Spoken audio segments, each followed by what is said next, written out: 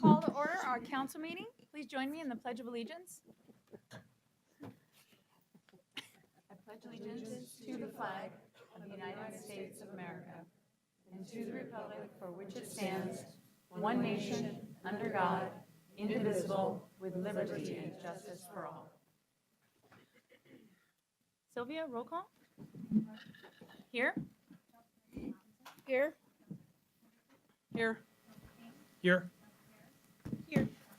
Here. Here. Do I have a motion to approve the agenda? I motion to approve the agenda. Second. All in favor? Aye. Any opposed? Motion carries. Next is consent agenda. It is the approval of February 17th, 2015 City Council meeting minutes. Do I have a motion to approve the consent agenda? All motion to approve. And second. All in favor? Aye. Opposed? None. Motion carries. Presentations. TVF&R Annual Update. Fire Chief Mike Dyke. Welcome.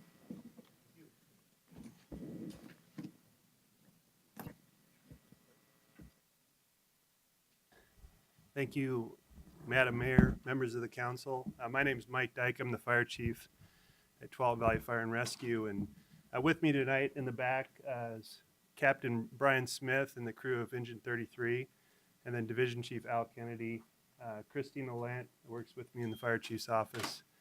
And I think that's all the staff we brought with us tonight. I want to thank you for the opportunity to talk with you tonight. And this is my really district update, or state of the district, if you will. It's always great to get in front of the council and talk to you about what's going on with TVF&R, your fire department. So we'll just get right to it. I'd like to talk a little bit about what happened last year. Since I was last here, I want to talk a little bit about how we're planning for the future and what we're doing to create safer communities as a partnership. First, when it comes to response, prevention, and education, specific to the city of Sherwood, you can see these are the incidents that TVF&R responded to over calendar year 2014. This is in alignment with trends that we've seen in the past, and yet not a surprise either is the fact that most of the responses that we do go on are emergency medical in nature. As you can see, specific to the city limits, 79% of our responses were emergency medical calls. There was a small handful of fires that we responded to, hazardous materials conditions, and then another grouping that we just kind of classify as public assistance calls. People needed some assistance, and we were the organization that provided that for them. As far as district-wide responses, we're seeing some slight trends upward. And this is very consistent with the population growth, so more people, more calls. But last year we responded over 35,000 calls district-wide out of our 21 fire stations. As far as programs go, we very much try to concentrate on prevention and education. Anytime that we can prevent an incident from actually happening, that's a huge win for us. And so we do that a variety of ways. We try to get to the high schools as often as we can, and do with our partnership with the law enforcement agencies like Sherwood PD, do simulated car accidents, and usually out by the football fields, get the kids out there, and we'll do as much simulation as we can. But it's even though a lot of it is make-believe, it's amazing the impact this has on the kids, understanding what distracted driving and intoxicated driving can do as far as the tragedies that it could create. Last year we also have a huge partnership going with middle school students and high school students learning hands-only CPR. Last year we trained almost 5,000 of those school-aged kids, and this in total over the last 3 years we're up over 16,000 kids now trained in our fire district. And the great thing about it is we train that many kids, but those kids turn around and train their friends, family, neighbors, and we're seeing some exponential increases in the number of people that know how to do CPR as a result of that program. Inspections, over 6,000 businesses we inspected, and we try to focus on the higher risk businesses want to make sure that when the public goes into a business, that the building's safe. And we work very closely again with the city and the building department to make sure that partnership takes place. Investigated over 170 fires. And then we have a great landlord program for multifamily dwellings, apartment complexes, where we train the landlords on how to make their apartment complexes safe and prevent fires. Historically, TVFNR has seen its highest life loss incidents in multifamily housing. And so what we found, having that landlord trained and knowledgeable on the things they can do to make sure they don't have a devastating fire, is actually proven to be very effective. This program actually has been nationally recognized and has won national awards, and we offer it free of charge to any landlord in our service area. All told, and we know this number is low, we interacted with over 50,000 patrons of the fire district last year, passing on knowledge on how to be successful and be safer in their own lives. As far as other major accomplishments last year, we were very appreciative of the community, and thank you to the council for your support in passing our local option levy. That's a significant revenue stream for us to be able to street the necessary units to respond to the community's needs. Since that passage, we've trained 25 new firefighters and put those out on the street to add more resources. We've deployed medic units, which are transportable. A lot of people look at them in their ambulances. And even though Metro West Ambulance is the provider here in Washington County, we provide some backup resources and in the Clackamas County portions of our fire district that we are in. Purchased land, opened a station up in Bethany, purchased some land, and we're building out a fire station off of Beaverton Hillsdale Highway.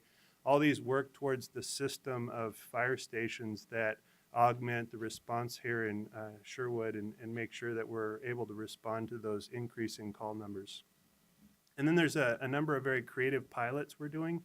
One, I mentioned Metro West Ambulance. We're in a pilot right now where we're trying to, we're looking at both our resources and theirs and making sure that we're spacing them out to where we know we can get to the side of a patient as rapidly as possible.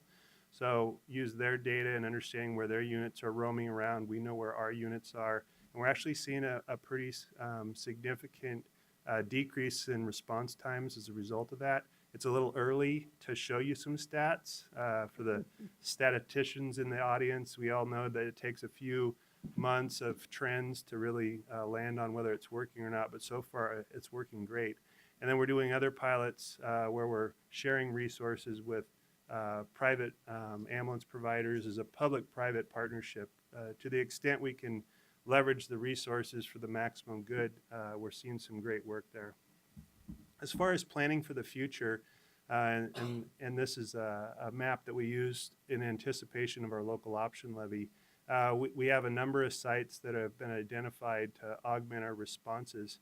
As we look, and I guess I could show you one of the pieces, I mean, anticipation of some of the growth that's going to happen out in Bull Mountain, Roy Rogers area. We know we're going to need to add fire stations out there in the future as that growth starts to occur. And we continue to do analysis to make sure that we're going to meet the needs of the community as it grows. Work very closely with the city again and the county to understand where are these things going to occur so that we can lean forward and be ready to respond when they need us.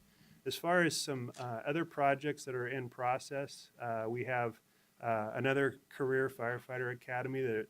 Currently there's 12 firefighters going through their training. Just the end of February, we closed out a recruitment process for volunteer firefighters. As you're aware, you have a number of volunteer firefighters that respond out of Sherwood, and we just put out a notice for applications, and I'm pleased to see, I think we got nearly 100 applications for volunteer firefighters that we're going to run them through a screening process and make sure that they're a good fit to be a responder for the community, and all their training will be forthcoming also. We're planning to purchase several new apparatus, some response apparatus for the volunteers, some ladder trucks or the large aerial ladders that you see with the big ladder on top. Those are specialized apparatus. We're going to add a few more of those to our fleet, and then just the regular capital upgrades we do. As far as some station remodels there's some station remodels occurring now. We're doing some remodels down in Wilsonville and Tigard, anticipating more diversity in our organization. There are more females that are searching out the fire service as a future career, and we want to make sure our fire stations can accommodate the dual genders that we're seeing in our ranks. We're also doing some seismic upgrades, and we were very fortunate to receive a federal grant recently that's going to help us take care of some of those federal grants or some of those seismic upgrades a little faster than we were thinking we were going to. So we're stretching the dollars as fast and as far as we can. Like everybody in their own lives, technology is infiltrating everything we do. Everybody has a smartphone or some sort of a smart device anymore, and the fire service is no different. So TVF&R is rapidly looking to how can we leverage technology and data to create better outcomes in the field. We've been very fortunate. We're doing a lot of work on the emergency medical side. Our firefighters and paramedics are doing 12 lead EKGs in the field and transmitting those to the emergency room to cut the amount of time it takes for a patient to receive treatment. We're doing a lot of work right now on exploring telemetry, where we'd actually put the emergency room doctor in the living room with us as we treat patients and decide the best course of treatment. And it's fascinating for me how rapidly this is evolving in our industry, but the reality is it's evolving this way for the average consumer. So, but it's an exciting time both in the fire service and in the community. As related to communities, it's very, very exciting to have such a great partnership that we have here with Chief Growth and the Sherwood PD and the city. On Valentine's Day, we held our first ever Survivors Breakfast. And that was an opportunity to bring the folks that we responded to that were in cardiac arrest over the last year that had survived that devastating event. The chances of surviving a cardiac arrest nationally are very dismal, less than 10%. And the reality is, because of great partnerships like we have with Sherwood Police Department and other organizations and the CPR training and really the community's desire to help us create better outcomes, we were able to have 22 of the 36 survivors that we had last year show up at that breakfast. And we did a couple little videos for that event. It was a great event we had, and I wanted to show you one of those videos right now that highlights your police department.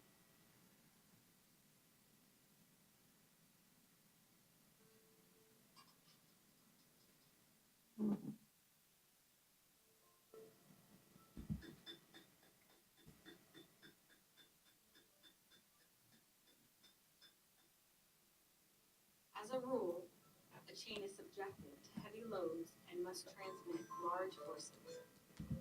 And upon its ability to withstand the stresses to which it is subjected by, its loading may depend on the success of a great mechanical operation or even the safety of lives. 1907 University of Illinois study. Our chain is one of survival. A chain that links many agencies working hard to provide fast and effective response. The links in the chain are tested as an emergency call sets in motion a reaction by responders in which time is critical. Each person or agency is dependent on the other for a successful result. We focus our attention on the men and women who police our district in an effort to protect and serve. 911, do you please paramedical? Hi, we have a heart attack and we're at the Sherwood Court and we need emergency quickly. Stephanie, so what's happening AED call at the Laura Ridge Middle School?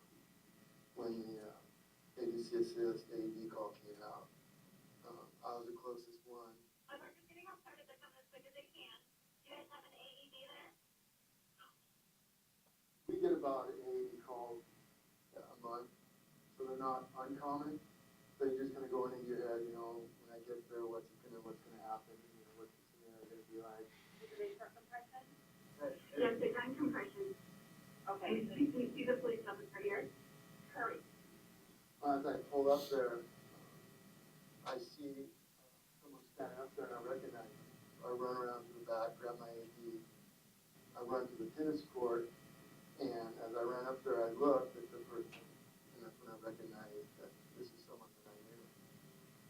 When I pulled up Officer Perry, I saw Officer Perry going onto the tennis courts, and I noticed that he had an AED in his hand, so I just left mine in the trunk. At that point, I run into the tennis courts.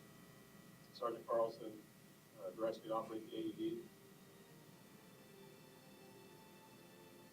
Which time I grab it, open it up, follow our training, put pads on, and wait for the machine to do its job. Apparently he wasn't in very good shape, that was obvious. I believe I was doing compressions for a few minutes before Officer Perry was able to hook up the AED. Then we ran the diagnostics with the AED, told us to shock him. We shocked him, and he told us to continue CPR, which point I continued CPR until the paramedics showed up. It's really emotional, especially afterwards when you kind of have that adrenaline jump and you go through the scenario again in your head, thinking, that was a friend that hopefully I could save his life. My son's friend, with mutual friends, sent me a link on Facebook, showing a picture of him smiling. And that was pretty cool. I thought, okay, fuck, he's gonna make it. So, the faster we can get life-saving measures started, the better it is. So if I'm able to start the CPR, administer AED there, get that life-saving going before they get there, can make a huge difference. Despite improvements in resuscitation, cardiac arrest remains a leading killer with a low rate of survival. However, that is changing. Police officers are well trained and positioned to be a crucial resource in providing early CPR and defibrillation to cardiac victims. Every minute that goes by is a 10% less chance of survival. We are so grateful to our partners for helping us provide this life-saving tool. Early CPR and AED use can save lives. That is why we say thank you to the agencies that support this effort. It is this teamwork that forges a strong chain of survival.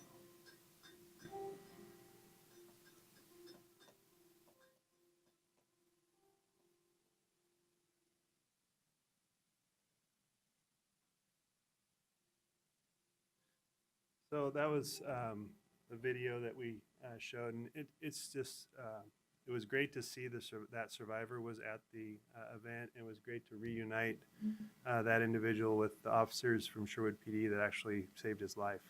And that's just one example of what happens, frankly, every day here in Sherwood as far as Chief Growth and his staff and the city and the city manager have been fantastic about always asking that question, is there anything else we can do to help? And it's been great for me as a fire chief that serves 9 cities and 3 counties to be able to point to Sherwood as actually there is, and here's a great example of what you can do. So I want to thank the city for your partnership in creating a safer community here in Sherwood with us, and that is really what I wanted to cover with you today. But please, I want to open it up for questions on anything I've covered or any other question you have for me about the fire district. Well, thank you, Chief Dyke. I really appreciate you coming. We are very lucky to have you as our provider. I actually attended the event at the high school that you were talking about, the simulation, and if you've never gone, it's a very emotional, impactful event. It's very real. Although it's simulated, it's extremely real. It's very raw. And there were a lot of wet eyes leaving the stands. And I think that it definitely made an impact on the students and even the adults that were there watching. I think that City Manager Gall was standing right next to me, and it was hard not to feel the heart palpitations and start crying, because it was pretty real and it was just very effective, remembering, hey, don't use your cell phone when you're driving. So I really appreciate all of the work that you do, not only in doing the job of saving lives, but getting the word out and educating. So anyone on council have a question or a comment for Chief? I have a question. Does Tualatin Valley Fire and Rescue take a position or have any legislative person who helps lobby legislature, for instance, requiring all teachers to have training in CPR and the AEDs? Because I know they don't have that requirement now. We do. We have lobbyists. We belong to the Oregon Fire Chiefs Association, and we partner very much with the League of Cities and others. There actually is a bill or a couple of bills in Salem right now, and the legislative session that's happening. And there's one that we're very sensitive to schools and their limited resources, and so there's the one bill that actually allows for the training to occur across the school and with the students with minimal impact. The benefit to what we have going within TVFNR and all the school districts within TVFNR is we have the resources to partner with the school, and we have the mannequins, and we show up, and depending on what the school's willing to do as far as in classroom training or during assemblies, or we kind of let them tailor what's going to be the less disruptive to their already busy schedules. We can help them offer that training to all the students, and it's been phenomenal. We've had everything from halftime at basketball games and football games doing training with the kids to full-blown, we're in the health class and we're a part of the curriculum for the day. And in both settings, we're passing on a life-saving skill to all the staff and the students at the school. And it's my hope that if we do this for several years, there'll be a point where everybody just knows how to do it, and we start to see more stories like we saw with the Sherwood officers, where it's they arrive to find somebody doing CPR. They're not the first ones doing CPR. My second question is, in the world we live in today, we have implemented lock-in drills in our schools. Right. And is the fire department participating in those? I see the Sherwood police officers all the time. We do, and there's a lot of discussion right now around the right protocol. The reality is the police officers have the tools to deal with that as far as they have weapons. We don't. We don't have our firefighters in ballistic armor. But what we're finding, actually, and unfortunately we're learning from other events across the country, that we're finding some good best practices that our firefighters can be in a little bit of a dangerous area, but not as dangerous as it could be if they were just doing their own thing and the officers were doing anything. And there's some great work going. I know Sherwood participates with Washington County Sheriff and many other organizations that are talking about a protocol where they could secure an area and then we could start treating patients if that were to occur. And but to answer your question, yes, we are participating, and we're learning a lot of stuff really fast. And every time an event happens across the country, there's a lot of information gets pushed to emergency services on how we can be more successful. Great, thank you. Anybody else? I have a question. I'm seeing more and more, is it AEDs located around just general businesses and stuff, not necessarily publicly owned places, but even private. I'm just wondering how a business owner goes.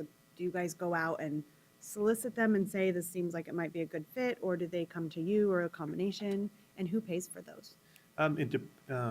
So lots of questions there, and it depends.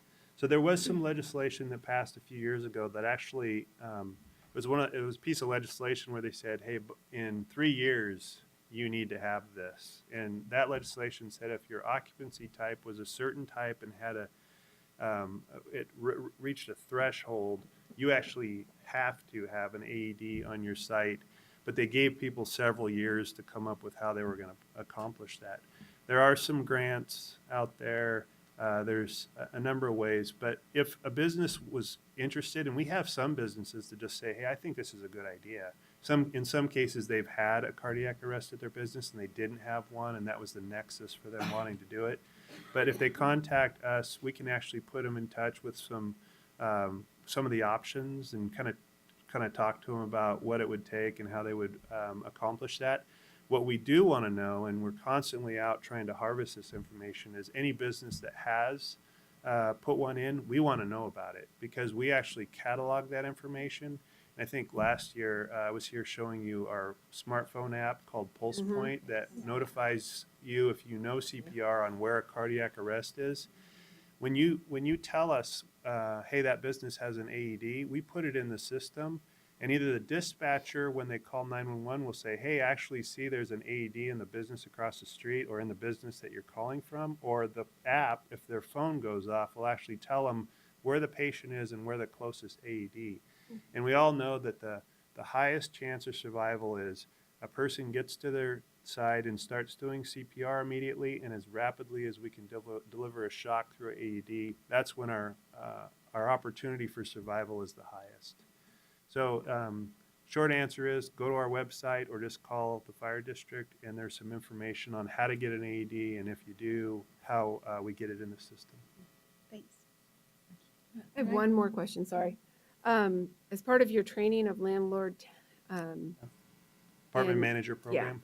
are you finding that most landlords in Sherwood are compliant with the requirement to now have the carbon monoxide detectors in addition to the fire detectors? I don't know that answer off the top of my Mhm. head, but I could definitely find out. 'Cause it was passed a couple years ago, but Yeah, it's a graduated schedule as to when all of us have to comply by that. we do try to get into all the apartment complexes. We check access, water supply, a number of other things, the public spaces. And I am sure it's on our list of things to check, but I don't have statistics on your complexes on what we're seeing. Most people are coming into compliance, and a lot of that information gets pushed from a variety of agencies. I mean, the building departments are talking about it, we're talking about it, their insurance carriers are talking to them about it. So there's a lot of information, but we can circle back with the staff and make sure you understand how your city measures up to the others. Thank you. I just had a quick question. Have you been tracking, I'm sure you have been, oh, thank you. The Pulse Point, how is that working out? Has it been well used? It's been out for a year now, right? It's been out. We've actually had a few saves. We find that most people that use it though tend to be emergency responders themselves. Oh. I mean, not everybody that is an emergency responder for a certain jurisdiction lives in that jurisdiction. So, and this is across, I think, police, fire, it doesn't matter, healthcare workers, nurses, doctors, they live all over the place. And so what we find is they have the skills, they have the training, and they see that as being a huge benefit. We are seeing some of the public just download it. A lot of the reason I think they download it is because they can look in to see what kind of calls are happening. And they can listen to the live dispatch. Okay. But we tend to see a lot of them actually check the box that say, yeah, I'll respond to a CPR incident also. But we haven't gotten nearly the penetration that I thought we would initially. But I think this is a bit of a generational thing too. Okay. I mean, I think it's that younger generation that's all about their phones and they never take them out of their hands. Those are the folks that, as they get older, are going to be more into the apps and those things. Good point. And but as far as the emergency responders, we've actually had some of our own emergency responders save lives. We're working at it 24-hour fitness, and their phone went off, and they saved somebody in a parking lot. It's working. So. Thank you. So Chief Dyke, given that a very, very obviously large percentage of service calls in our community that you provide are medical, and we've talked about this for years, is there a chance someday that our station will get one of the two-man cruisers The medic units? Well, right now you have medic units surrounding you, which is actually, from a deployment standpoint, a pretty good system to have, because those units can respond in if a transport is needed, and you don't lose that unit as they go to the hospital, and be out of the area while they do that transport to the hospital. But that said, the medic units are only one component of our response. We're also, we have the cars, which I think I've talked to you about, our SUVs that we respond with one responder. We're going to add some more of those to our system. I don't have the specifics on the data yet to say where those are. And a bit of a teaser, I'm hoping next year to come back to you and talk to you about our pilot with motorcycles. We're going to do a pilot with a motorcycle. Frankly, off some of our involvement with local law enforcement, they've taught us a few things about, hey, here's another platform that might work good in heavy traffic, trying to get places fast when seconds count. So we're looking at, actually, we're going to do a launch of that program sometime later this year, and we'll pilot that for a little while to see if that's actually something we should put in our portfolio of a deployment. So more to come. I think by next year's State of the District, I'll probably be able to tell you where those units are going to go and if Sherwood's going to be one of those places. But the reality is, you have at your disposal 21 fire stations. Significant incident happens here in Sherwood, you're going to get everything. That's the beauty of the regional response model. We commonly have rigs coming back and forth across from other areas to augment your local fire station. And you have a well-staffed, well-resourced fire station with the crews that are on 24/7 and the volunteer response. We have a lot of resources right here in town. Questions? Thank you. Comments? All right. All right, thank Chief you. Dyke, thank you so much for coming. Thank you to all the firemen in the back that are also here for your service. All right, citizen comment. I have several sheets here. Kurt Christensen.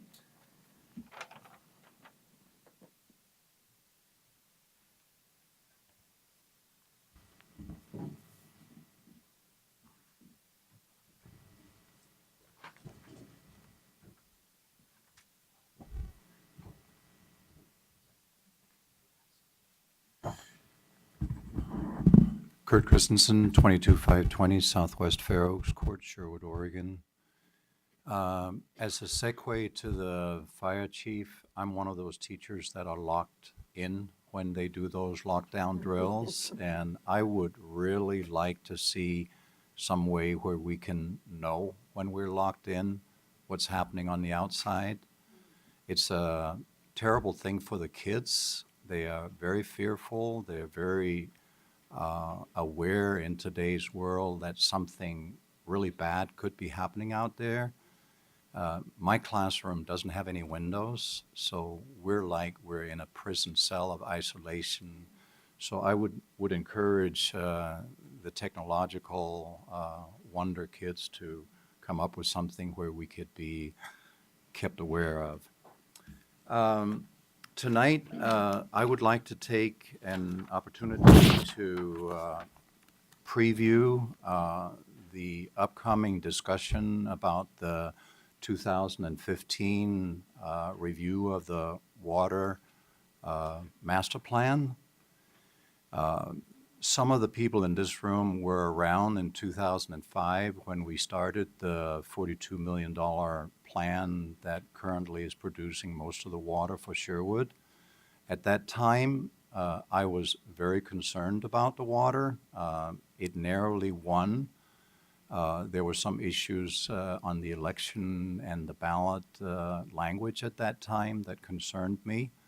But lo and behold, it's built, it's here, the water's coming out of our faucets, so there's nothing we can do about it. Now we have the 2015 revisit of that issue. The first phase cost $42 million. maybe close to 43 million.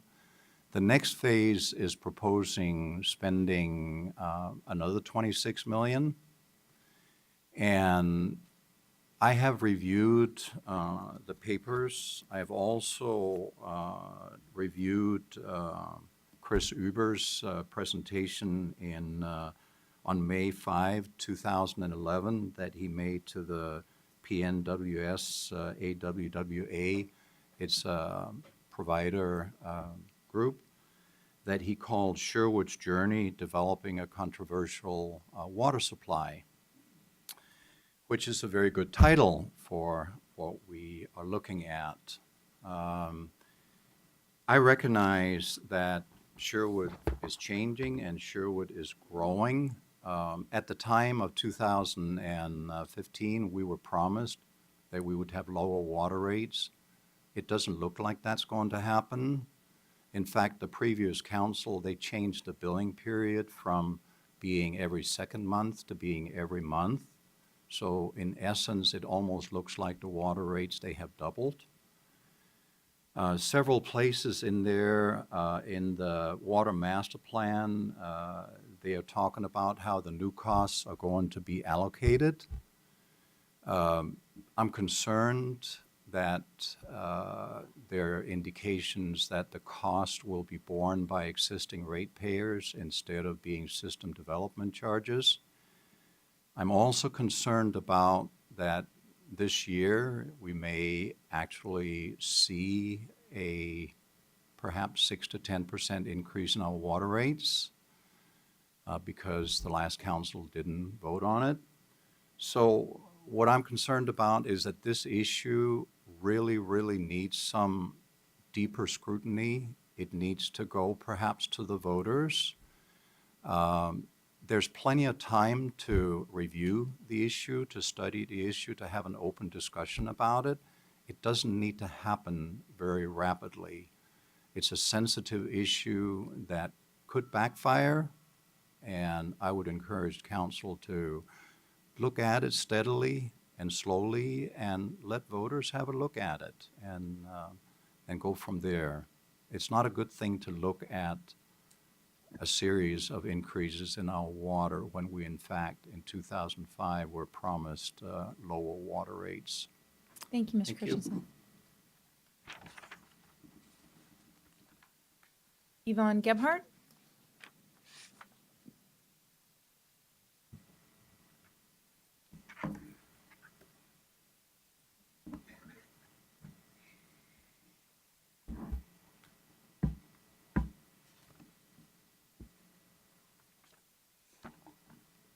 Hello, I'm Yvonne Gebhardt, 22146 Southwest Orland Street. My talk will be an informational one on a book that I've been reading titled Crucial Conversations, Tools for Talking When Stakes Are High. I'd like to start with the definition that the book has of a crucial conversation, and that is a discussion between two or more people where the stakes are high, opinions vary, and emotions run strong. The chapters in the book, so this is what the book looks like. It's really catchy. It's actually a New York Times bestseller, so it's a good book too. Lots of people read it. The first chapter is about what's a crucial conversation and who cares. Chapter 2 is Mastering Crucial Conversations, the Power of Dialogue. Chapter 3 is Start with Heart, how to stay focused on what you really want. Chapter 4 is Learn to Look, how to notice when safety is at risk. Chapter 5 is Make It Safe, how to make it safe to talk about almost anything with mutual purpose and mutual respect. Chapter 6, Master My Stories, how to stay in dialogue when you're angry, scared, or hurt. Chapter 7 is State My Path, how to speak persuasively, not abrasively. Chapter 8 is Explore Others' Paths. Listen, how to listen when others blow up or clam up. Chapter 9 is Move to Action, How to Turn Crucial Conversations into Action and Results. Chapter 10, Putting It All Together, Tools for Preparing and Learning. Chapter 11, Yeah, but Advice for Tough Cases. And Chapter 12 is Change Your Life, How to Turn Ideas into Habits.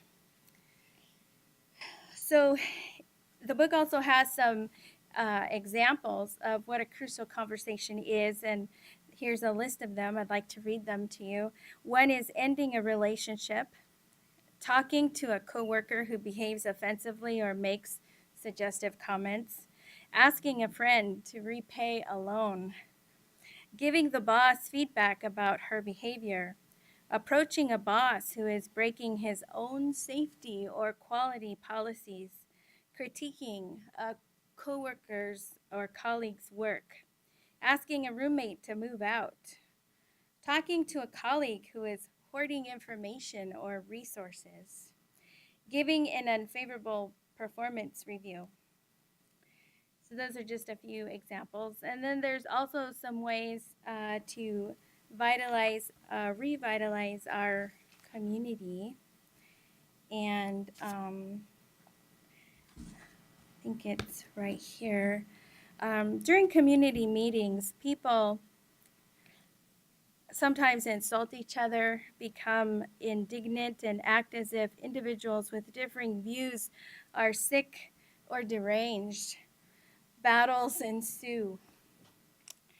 What about where we live? What crucial issues does our community face? I'm making it ours now. Are there conversations that people are not holding or not holding well that will keep us from progress? Do our community meetings look more like the Jerry Springer show, where there's an energetic forum for healthy communications instead? So in closing, each conversation we engage in can turn into a crucial conversation, and I believe it is important to work on and continuously improve these skills for all of us. Thank you, Yvonne. Eugene Stewart?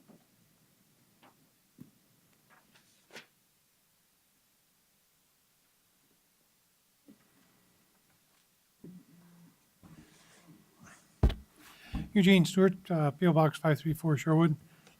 Just here to encourage the council maybe to set up a work session to sit down with the senior center and the people involved in that, Loaves and Fishes, Sherwood Seniors Inc., and set out some goals for what the senior center should be doing. Are we achieving what we set up to do? Where do we need help? Look at the condition of the building somewhat. How are we going to, keep it up? Right now, Loaves and Fishes is projected for this next year to spend about $90,000 out of their own pockets on our Sherwood Senior Center. Should the city be taking on some additional responsibilities and help them with that? At the same time, you could have this, you could invite the Chief Executive Officer out from Loaves and Fishes. There's a new one. You can get a chance to meet her. She's very nice. One of the things I have found out, we dig into it more, but there is an agency in Washington County that is available to help provide travel assistance for seniors. We just need to dig in some more and find out what the criteria for it is. So that is one nice thing she's brought out that we asked her about. So I would encourage you to look at making a work session sometime in the near future. I'd even encourage you to possibly think about arranging it so it's in the afternoon so the seniors can be there and put their input into it at the same time so that we know the senior center is going where it should be going. Do we need to change some directions? It's getting busier all the time. Parking is going to become a problem some point down the future if it gets any busier. Are there things we can do? I've mentioned before to some of the city staff, there's property in front of the senior center that's for sale. Is that property maybe could be swap for something downtown that a developer would like to develop. No cost, hopefully out of the city, if it's just a swap. That's something to think about, look at. Also, looking at the traffic that flows up past there, especially during school time. Could the traffic light be resituated to where you could have another entrance into the senior center that would help the school, help the senior apartments that are also up there? So you have a stoplight there and like a four-way intersection. The city owns some of the property back there. If you're going to use that as an entrance into the parkway, we need to be thinking about the future and at least have a plan and then figure out how we're going to pay for it down the road. Thank you. Thank you, Gene.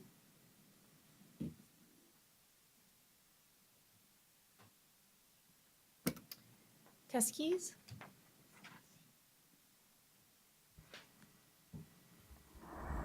Test keys 22923 Southwest Pine Street, Sherwood.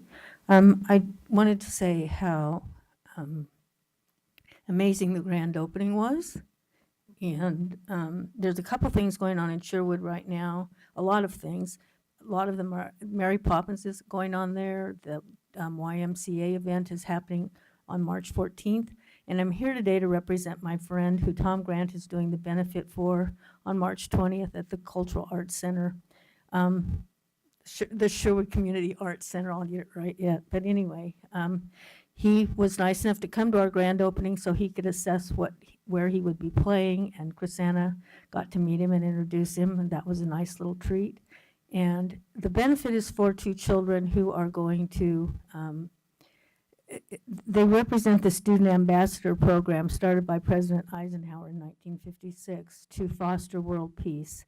And he soon realized that doing this through the venue of children was a much better idea than grumpy old adults. So that's how the Student Ambassador Program got started. But the children that are going, Maddie and Sebastian, are 2 of 5 children chosen to go from the state of Oregon. So Tom is doing a benefit to help raise funds for that. 503 Uncorked will be doing wine. Sweet Story will be there. Schwann's will be passing out free ice cream. There'll be a great silent auction. We've got some amazing things already, and that's March 20th. The doors open at 6:30, and the event starts at 7. The ticket prices are online. I think they're $25 for adults, less for seniors, less for children. It'll be a family-oriented event. Tom's excited to play here. I think we were lucky to get him, and I just wanted to share that news with everybody. Thank you. Thank you. Do you have any other? Okay, close the citizens' comments.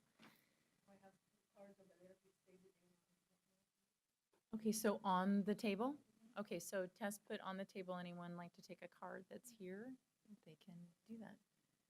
Fantastic. Public hearing, ordinance 2015-003, amending multiple sections of the Zoning and Community Development Code, including divisions 1, 2, 3, 4, 5, 6, 7, and 8. Connie Randall. Thank you.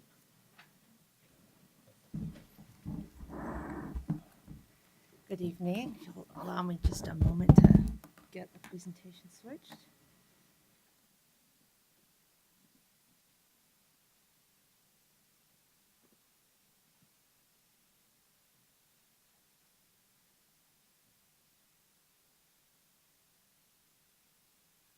Okay.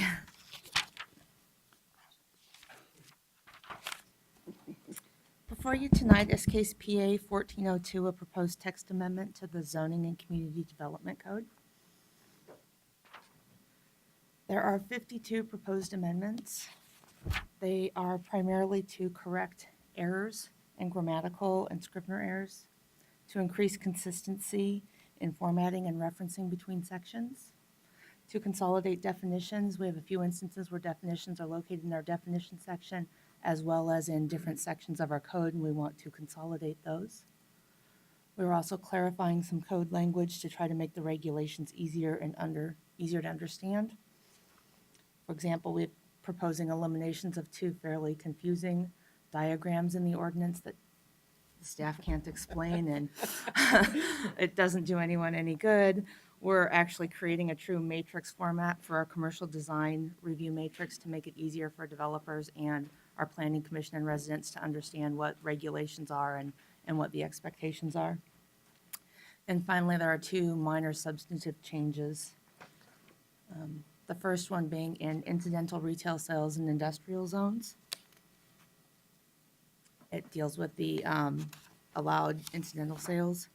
And second, the amount of monetary assurance, typically a performance bond required when public improvements are required to be completed as a condition of subdivision approval. And I'm going to go into those in more detail in just a moment for you. First, a little background. I want to let you know that the Planning Commission has been discussing these potential code edits for at least 11 months now. They began in April 8th, 2014 with a public work session where potential changes to the code was first brought up. They later met in work session on September 9th and October 28th to review and refine more than 80 potential code amendments. The majority of those were classified as minor or the corrections that we have before you. Those two substantive ones I talked about received unanimous approval to move forward with the minor corrections. The remaining items were classified as sort of larger policy issues requiring more community thought and research and dialogue about those. So those were tabled and will be back before the Planning Commission and hopefully the City Council in the future once we've had more time to talk about those. The Planning Commission held a public hearing on December 9th and recommended approval of the 52 items included in the proposal before you tonight. We did hold a City Council work session on February 3rd to review the discussion and the history so far. And finally, public notice of both the Planning Commission and City Council public hearings were published in the Times and the Sherwood Gazette 2 weeks prior to each hearing, and also a second time within 5 days of each hearing. We also post notice around town in 5 different locations, at least 20 days prior to each of the hearings that we have, and we post it online on our city website. Notice was provided to the Department of Land Conservation and Development on November 4th of 2014. I'm going to go through the 2 required findings in our current ordinance anytime we do a plan amendment or zoning ordinance text amendment. The first is that there needs to be an identified need, and we have established there's identified need through our public work session that we had back in April of 2014. Second is that there needs to be consistent with the intent of the comprehensive plan, city-state regulations, and we have found that these are all very minor grammatical errors, and it is consistent with the intent of the comprehensive plan.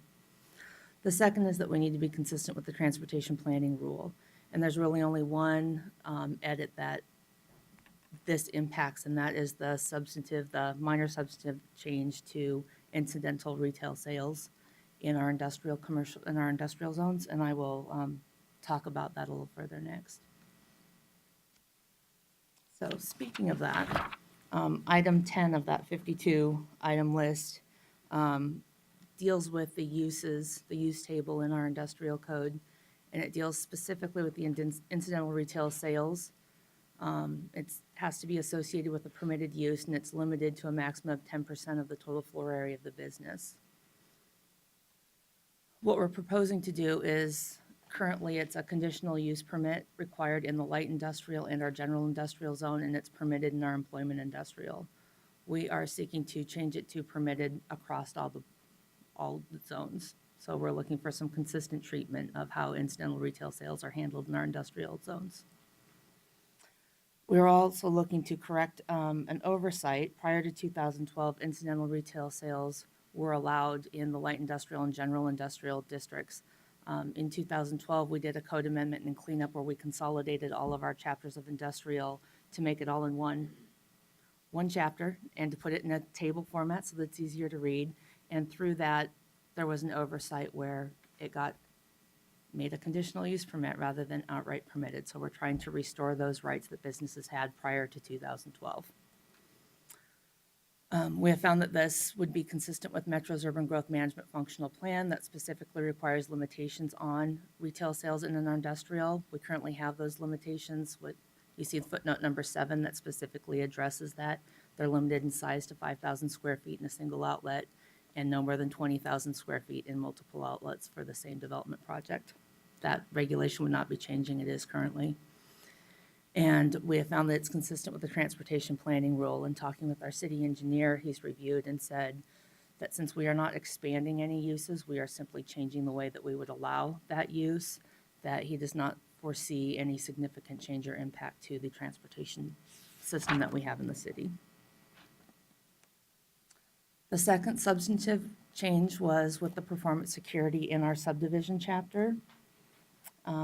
We're looking to increase the amount required from 100% of the estimated cost of improvements to 125%. The reason for this is to be sure that we are trying to cover the costs that it actually costs the city in the event that we have to pull a performance bond and make those changes ourselves. Typically in the development process, what happens is when there are required public improvements like to streets and sidewalks, the applicant is required to bond for those improvements to demonstrate that they are able to financially put those in. If a project does not go as planned and someone walks away and the public is left with an uncompleted project, that the city has the ability to then pull that bond and then implement those changes, and we can go make sure that those improvements are completed as required. What we found is that it costs the city money to actually pull that bond and manage that oversight, which is not accounted for in the original, just 100% of that estimated cost. We are also looking to then make our subdivision section consistent with our public infrastructure chapter. The public infrastructure chapter was amended a few years ago where they did increase it to 125%, and it was missed in our subdivision, so we will be making sure that we are consistent in both places of our code. Based on the findings of fact in the staff report and presented in the public hearing in December, the Planning Commission recommended that the City Council approve these code amendments, and I'm happy to answer any questions that you might have. Council, did you have any questions for staff?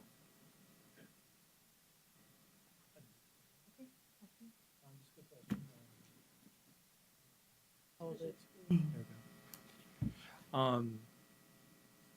Where did you come, how did you base it on a 25% over the 100%? Yeah, I'm going to defer to our community I development know there are director. administrative costs, but I'm just curious how you got to the 25. One, we made it consistent with the other part of code, but that was done before my time, so Yeah, I'll have and her answer that. 125% is a pretty, it's an industry standard. There's actually some jurisdictions that require as much as 150%. So it's just, that's sort of a more typical, when I came here, I was shocked that it was only 100%, honestly. So we didn't reinvent the wheel, we just used sort of what most jurisdictions do. I also think, since I was on the Planning Commission at the time, we had found that the cost of materials, having to rehire someone after a contractor had defaulted under their contract, that the cost of those materials is always more than 100% of the project. So that's why it was so important to make sure it was 125%. So the city's not out of some money on that project. Any other questions? I have a comment.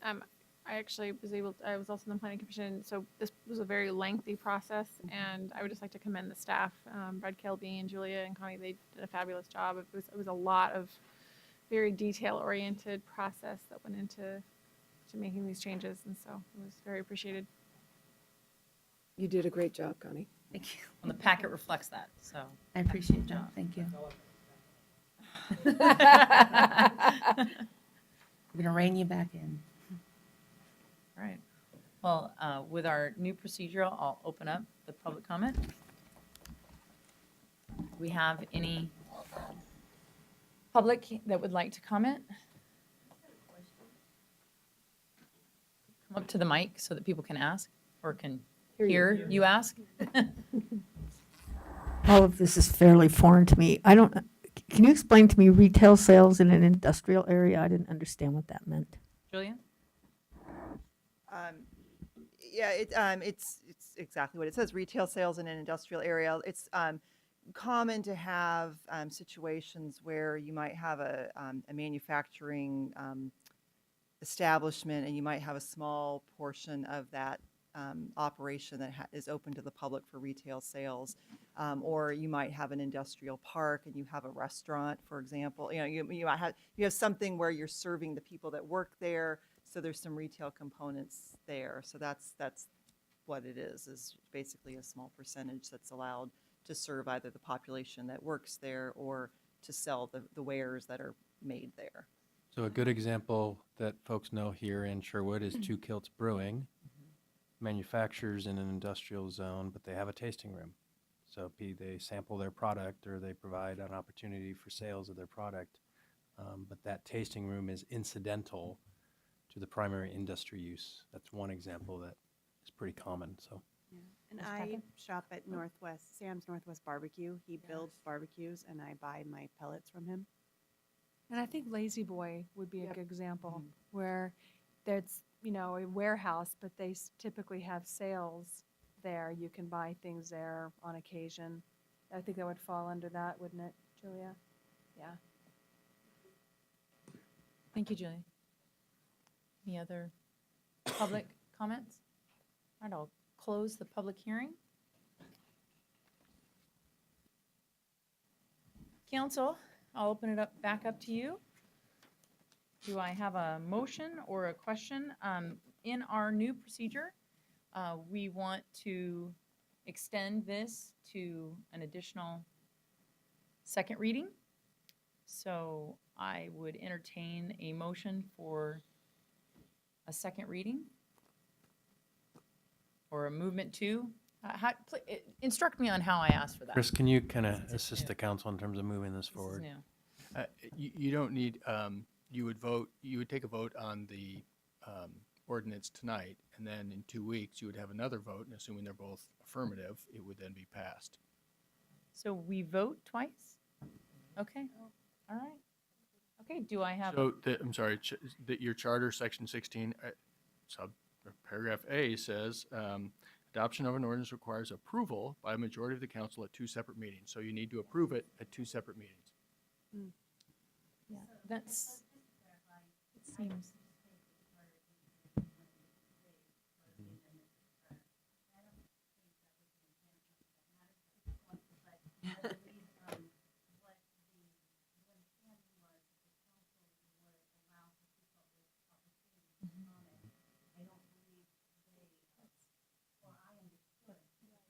That's the way I understood it as well.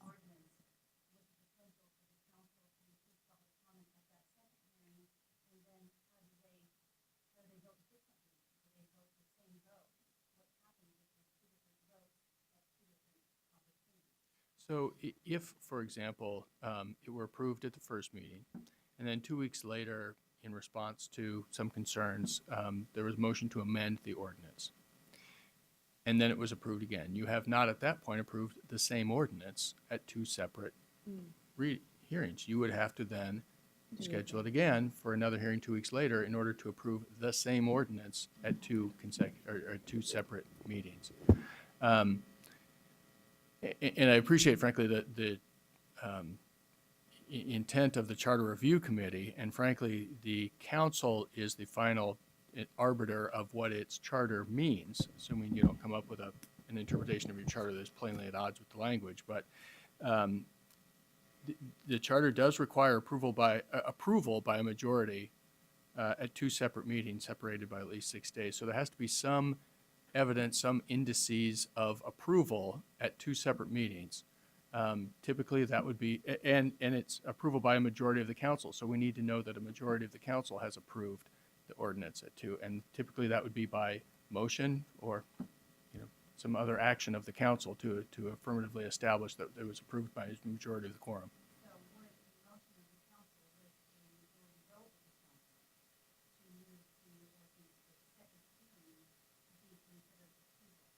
If that's how the council wants to interpret it, that would just fine. Yes, absolutely. I personally like that better because I think it seems strange to approve something twice. Okay. That I think that I would be more comfortable entertaining a motion to continue it to our next meeting. Does anyone have It would be to continue it to the next meeting, for approval at the next meeting. Correct. Or would it be Correct. possible even to continue to approve, to put on the consent agenda for the following, or would they need to be another? No, you'd still have That a defeats the public meeting purpose of a because it second gives, reading. it gives the public a chance. So, would anyone on council like to make that motion? One other thing Julia just pointed out to me, it has to be read at 2 consecutive meetings. So Oh, you need to okay. have a So- motion to recaption and Right. Right. move for, schedule is 2 weeks out, or at the next meeting for approval.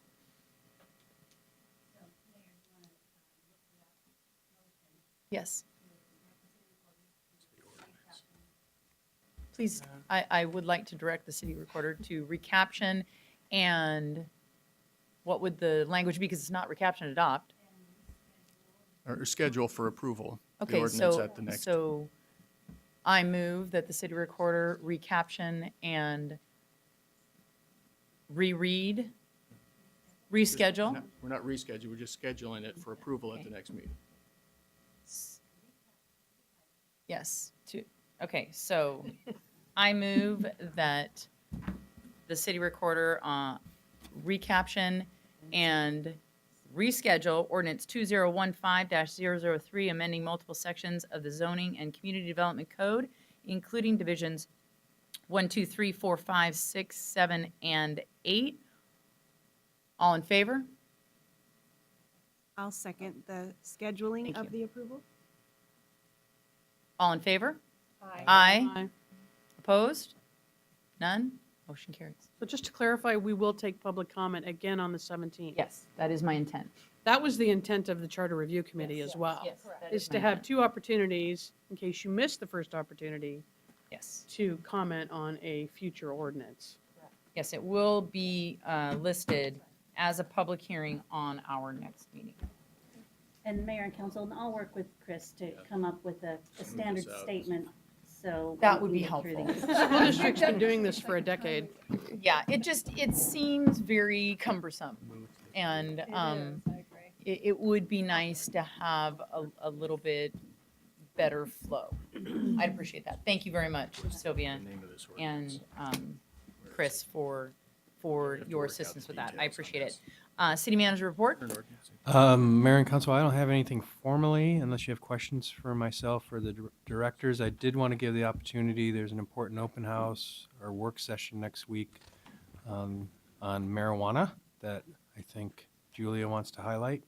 Yeah, it's actually, it's a public work session. It's a model that the Planning Commission has done very successfully on a number of topics where, rather than just a work session where they're rolling up their sleeves and working, they're inviting the public in to have a dialogue with them. I'm not sure of the exact plans, but I know that there, in past, there's been multiple tables with planning commissioners manning a table, and then the public coming and sitting down and talking about the topics. In this case, it's the medical marijuana discussion, and it's going to be really important for as many people to come as possible because we're on a pretty tight time frame, and they're going to have to come up with some recommended language for the council very soon. The moratorium ends at the end of April, the beginning of May, so we need to make sure that we've got stuff ready to go to council as soon as possible. The work session starts at 6:30, and it's in this meeting room on the 10th. Thank you. Thank you. Any questions for myself or staff that are here tonight? Council? I have a question about the topic Gene Stewart brought up about the senior center. Do we have a liaison? And is there reporting that we get where the city is supporting that center? Well, I think we occasionally do have work sessions. It's been a while, and now we have a new council, so I think his idea, and I'll talk to the mayor about scheduling that. Christian Schweitzer works as a staff liaison to the senior center, and it's probably the most knowledgeable about not only how operations are handled now, but has been here significant to talk about how it's evolved. If you've not been to the senior center, I think it's very good for you to go visit and to see how it's being used. It is going to be used increasingly more because we have an aging population. Absolutely. Mr. Stewart has been very consistent with a lot of his concerns and ideas, and I believe his mom's name is on the center. And I did assign a council liaison, did I? Yeah, I don't remember, was it Counselor Henderson? Were you the assigned senior center? I think it I was. believe so. So, but Kristen is my staff Okay. liaison to the center. So And is there a budget item for that? If we can get there is that- a small budget Okay. for that, but again, the operations are mainly operated by Loaves and Fishes. We contract the operations out to Loaves and Fishes, and they operate the programs. Okay. So, any other questions? Any other questions for staff? Thank you. Thank you. Council announcements.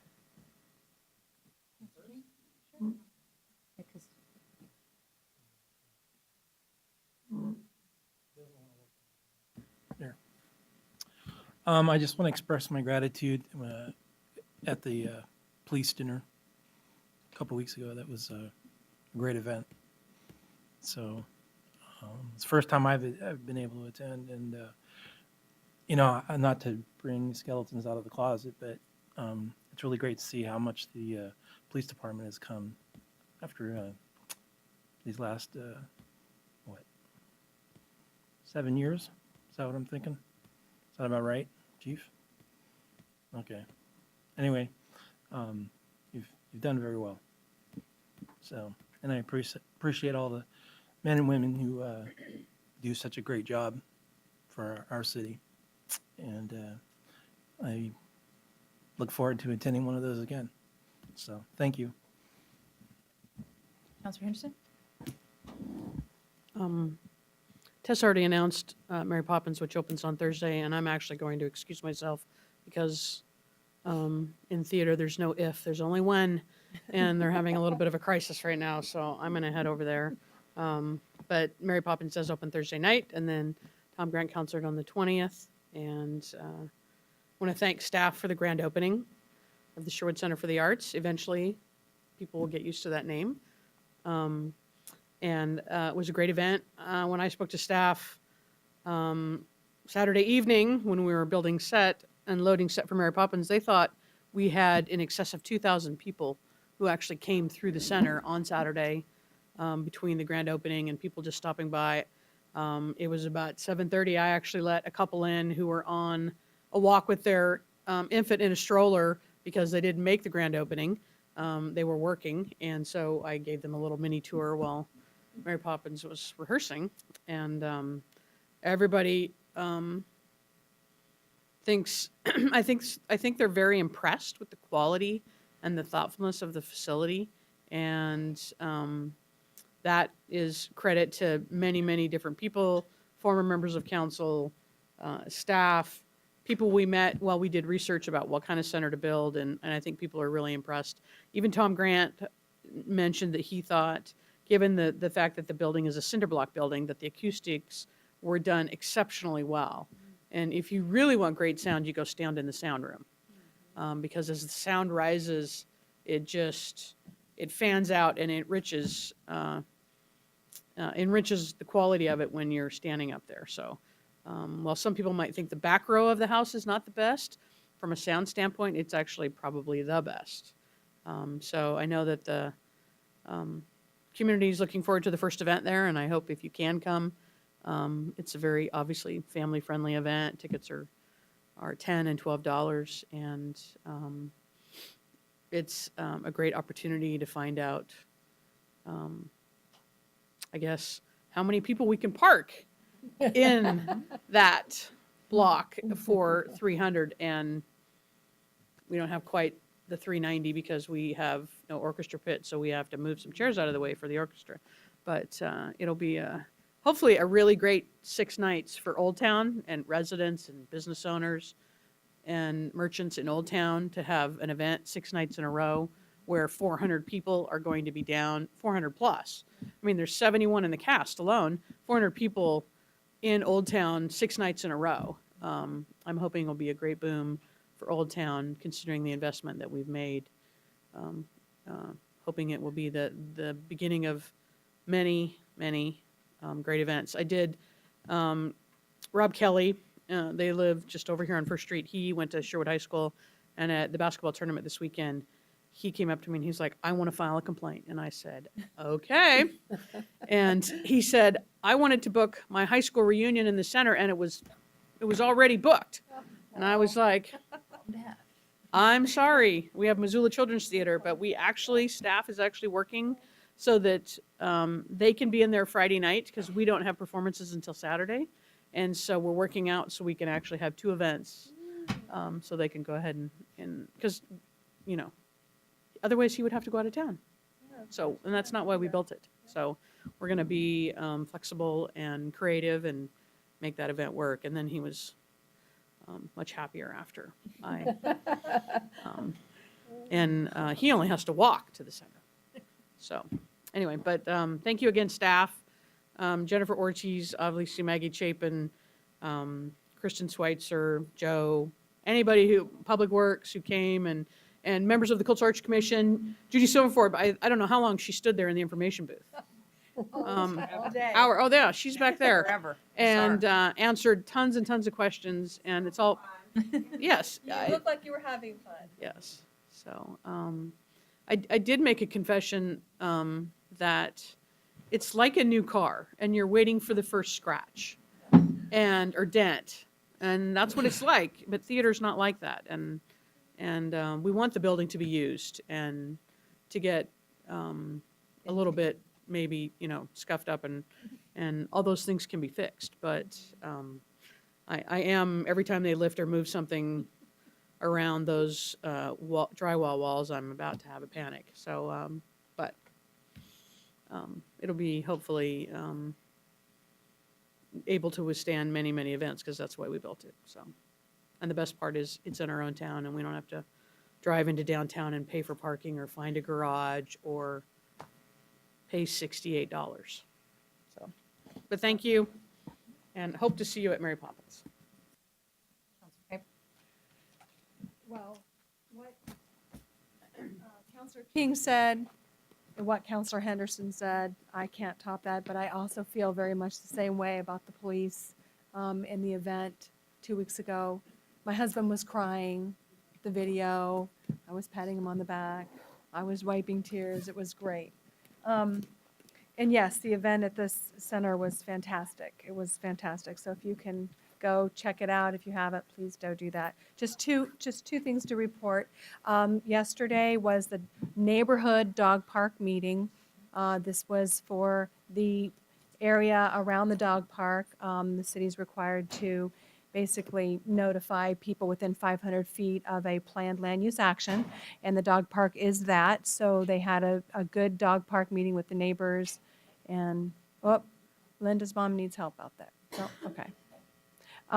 And that went well, and I think that the timeline for that will be, they're going to be looking at, we're going to have to go through a budget process, and then hopefully in July, August, sometime around there, I think, Julia, Joe, that we'll start working on that dog park. Also, the news from the Parks and Recreation Board is that the consulting landscape designer company came to the meeting and presented one of the options, 3 options for Woodhaven Park. So the Parks and Rec Board chose one option. They'll be bringing that to the community for a community open house sometime in April. And once that happens, the ball will get rolling. And I think by fall, they'll have some construction bid documents to take out to would-be construction bidders to get that started. So things are happening on the Parks and Rec end. So that's it. Thank you. Yep. Council President Robinson? Yes, today I attended a local budget law seminar to kick off our budget season and my first review of the budget. And I went with Julie Blums, and we learned some really interesting information. There were no changes in the law, but the way things are reported will be a little bit different this year, but look forward to that process. Hopefully we'll get someone appointed to our last person to be appointed to the budget committee and get going on that for training of the whole entire budget committee, which includes all of us plus an equal number of citizens. So look forward to that. I also wanted to reference Kurt Christensen's comment about the water master plan. The Planning Commission is reviewing that water plan, and it's an update. It's not reviewing what we've done in the past necessarily. So I don't want there to be any confusion. What we're looking at now is updating that plan, seeing where we are today and where we need to be 20 years down the road. So please come to the Planning Commission meetings. We talked about that at last meeting. And it was very informative. I think Kurt, if he had been there, would have learned some information that was helpful to his concerns. So we have a consultant who's done the research, and we've asked some really important questions at the Planning Commission, and they're doing a great job, I think. As to the Sherwood Center for the Arts, I was just tickled pink over the weekend because I went to Peter Pan at the Tualatin High School, and their production there was just excellent. But one of the gals sitting next to me said, "Oh, did you hear that Sherwood's got their art center open?" And it was so awesome. I went to it yesterday, and my daughter's, she was only 4 years old, and she was allowed to perform, and it was the greatest thing. And they were just so, I was so pleased to see that people outside of our immediate city limits are already knowing that it's here and it's usable and it's awesome. And I just was so pleased to hear that. My two more things. Planning Commission to us, we've talked about the fact they're going to have a work session. It's going to be in the form of roundtables. We will likely have a list of topics to get your input into where you think it should be. I anticipate they've talked about, Ellen, correct me if I'm wrong, we've talked about having an option of 2 different locations. We'd like to have the community input about where that goes, as far as, you know, is it general industrial where we're going to put it, or is it out in the open commercial? So we'd really, really like the public's input, especially because we know that the citizens within the limits of Sherwood did not vote to pass Measure 91. And so with that in mind, we really want the public's input. And anyone who's in the audience, anyone who's listening on tape, please, please help us decide where we should put things. We are allowed to regulate time, place, and manner of where the medical marijuana dispensaries are located in our city. And, you know, it's here and we're going to have to deal with it. So there's some options available, and please help us explore what those are. Lastly, I wanted to acknowledge how wonderful our staff is that works for the city. And many of our people have been here a long time. And the benefit of having such long-term employees is that they know the industry. They know what's available. And many people don't understand, as I did not until I learned, we have such staff that goes out and finds things for us. And what I mean by that is we've got the grant from the DEQ to clean up our tannery site.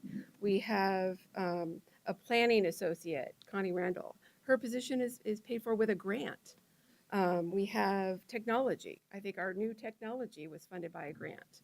So we have people who are out there trying to maximize our tax dollars, and we have a lot in our city that is funded by grants. And I just wanted to acknowledge how wonderful our staff is, because they find it for us. And we are then able to do more with our tax dollars, like the Arts Center. So thank you, staff. I really wanted to emphasize that we do take advantage of those, and it's really helpful for what we can give to the public. Thank you, Council President. Councilor Harris? So I think everyone covered the Sherwood Center for the Arts conversation for me. I would like to thank Sweet Story too. They did a great job, and Sesame Donuts donated donut holes, and that was fantastic. And I think Symposium did coffee and hot chocolate for the kids. So that was really fantastic for everyone, I think. I know my kids, that's what they came for. So I'm going to spend most of my chat tonight with you about the library. I got inundated with library information.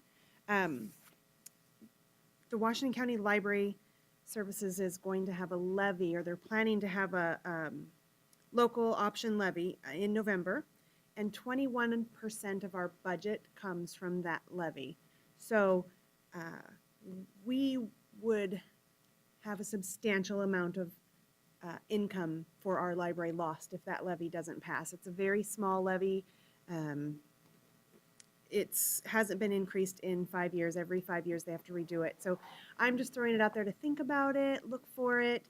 If you have questions about it, you can talk to our library manager, Adrienne Culkin. She's open to talking with anybody about that kind of thing.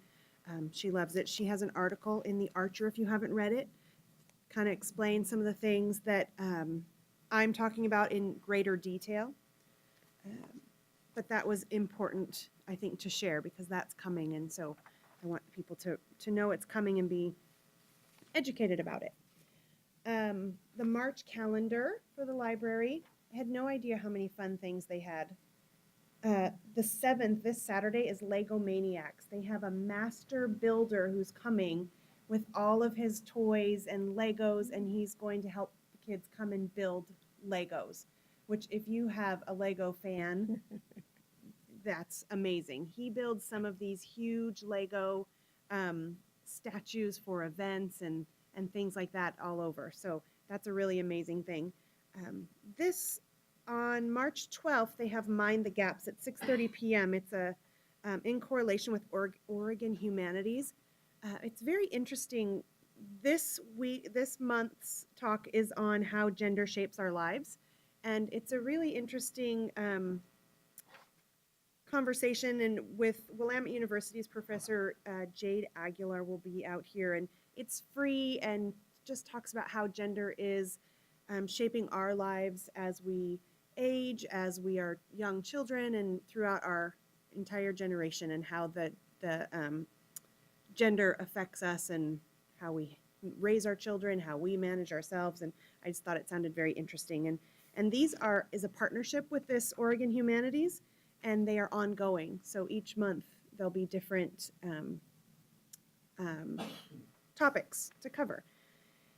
And the other one that you can tell I have children. The other one I was really excited about was March 20th. They're having a stuffed friend sleepover.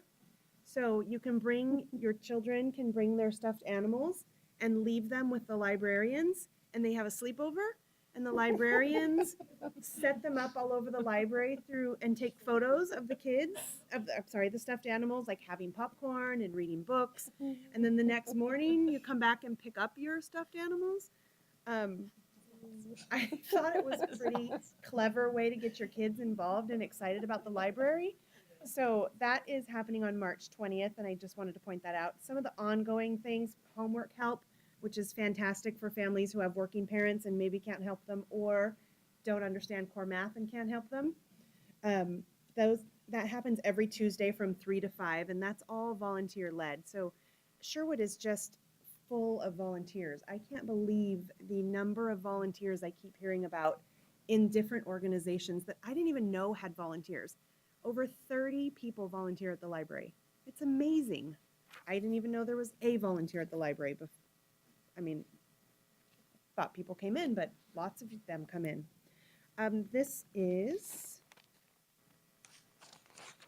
She also told me we have Arts of the Storytelling Festival, April 11th through the 5th, 18th. We got a full spread in this Washington County mailer that went out because Washington County is using our Center for the Arts to round out their storytelling program. And they go around to different libraries, and these storytellers come and tell their stories, and then they have a grand finale, and that grand finale is going to be in our Center for the Arts. And it is free, and it is in April of the 11th to the 18th, and it's generally for geared towards older people, maybe high school and older. 503 Uncorked will be there for drinks and things like that. But it is in the evening, and more of the adult storytellers, not so much children. So that's really all I have to say about that now. Thank you. Council Cook? We've heard a lot about work on the Planning Commission tonight. I just want to make sure everyone recognizes that there's vacancies currently on the Planning Commission, and applications are due March 13th I had the honor, serving on the planning commission, several of us have over the years, and it's a fantastic opportunity to, get an inside vision of what's coming within our community. And, I felt it was just a wonderful group of people to work with. So, applications are due March 13th. I was also able to attend the grand opening of the Sherwood Center for the Arts. And after serving on the planning commission during the approval process, it was really, really great to see it come to life and see so many people enjoying the center. The police dinner was really a fantastic opportunity to see the men and women of our police force honored and to meet so many of them.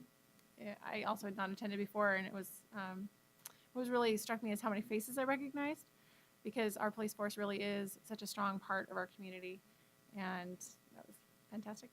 I also had the opportunity to, with Councilor Harris and Mayor Clark, to take part in the City Day at the Legislature and to learn more about the legislative issues potentially impacting our community, and that was a really great opportunity. So. Thank you. I didn't mention that, but that was probably the highlight of my month. I had a great time in Salem.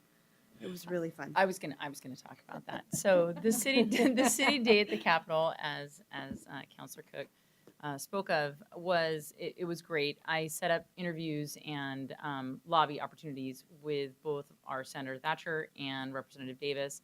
So we had you get a very short amount of time. You get your 15 minutes of fame, and to chew on their ear about the issues that affect Sherwood. And I got a lot out, and I took a lot away of ideas, also things that we can work on as a community that might have some state funding attached to it. It was great. We all got to meet our new governor, Kate Brown, and even grab a photo, so that we were the first photo askers, because if you don't ask, you don't get. So it was a great opportunity, and I always enjoy getting together with other electeds and talking about the issues that affect our area, they affect their area, and just really have an opportunity to share ideas.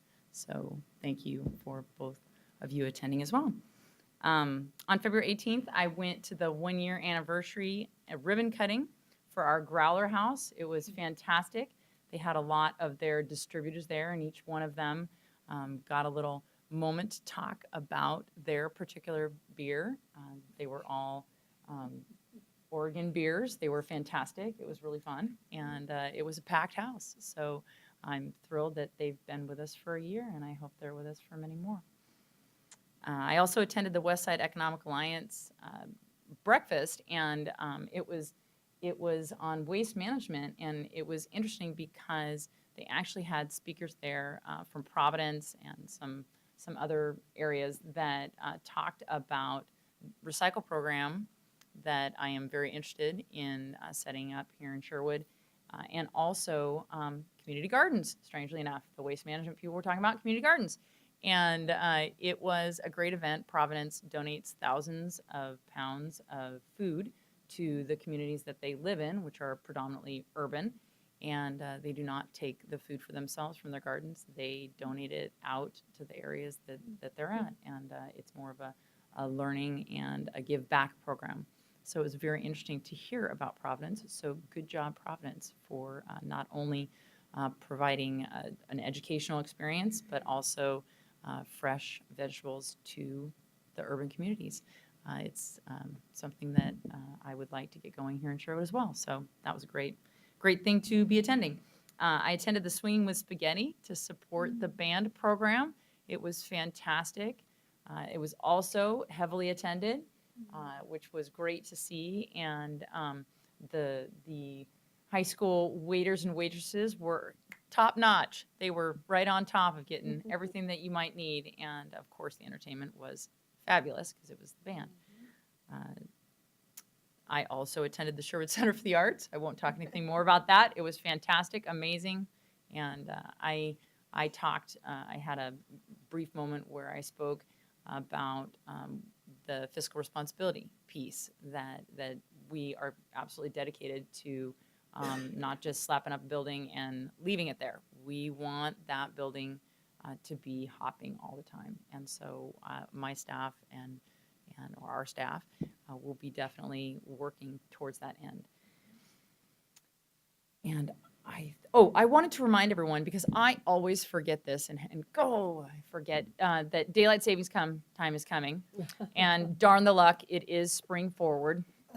So we're losing an hour, but we're gaining some sunshine. So don't forget this Sunday to spring forward on your clocks. Well, there you go. So you're gonna want to enjoy that long day. So I think that is all. Do I have a motion to adjourn? A motion to adjourn. All in favor? Aye. Aye. Opposed? Motion carries. We are adjourned.